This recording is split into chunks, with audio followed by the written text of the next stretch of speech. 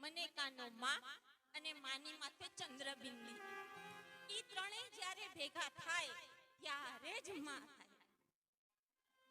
અને માં બધાયની હોય છે અને આવે છે અને જાય છે.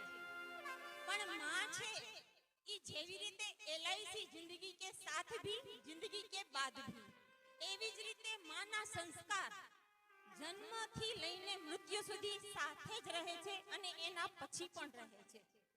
ઈ દરેક સૌનું સ્મરણ કરતા જ રહે છે.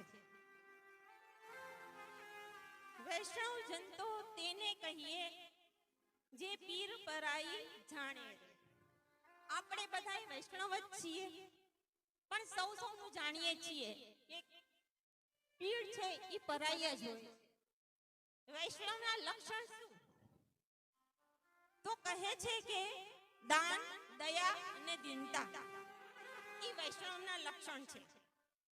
આવા જ ગુણ ધરાવતા હતા અને ધરાવે પણ છે અને ધરાવતા જ રહેશે એવા અમારા માતુશ્રી, મમ્મી, ઉષા, બેના, જયશ્રી, જે કહો તે માં. માં એટલે માં. માતા વિના સૂનો સંસાર. જેમ ગોળ વિના મોળો કંસાર, માતા વિના સૂનો સંસાર.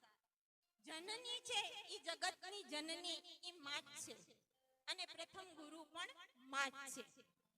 માની જગ્યા કોઈ લઈ શક્યું નથી અને કોઈ લઈ શકશે પણ નહીં. આમાં લખેલું નથી પણ હું કહું છું કારણ કે હું એને જાણું છું. ઈ બોલશે નહીં અને કહી પણ નહીં શકે. ઉષા એટલે ખીલતી પ્રભાત કે જે જીવનમાં નવચેતના ભરી દે. એવા જ અમારા મમ્મીએ અમને આપેલા સંસ્કાર કે જેના કારણે અમારું જીવન ભક્તિમય બન્યું છે. હમ પાંચ છીએ, પાંચે પાંચના જીવન ભક્તિમય જ છે. એમાં કઈ પાછી પાની છે જ નહીં અને કોઈ આંખમાંથી આંસુ સારશે નહીં એ જરૂરી છે. લાલુ સામું જો.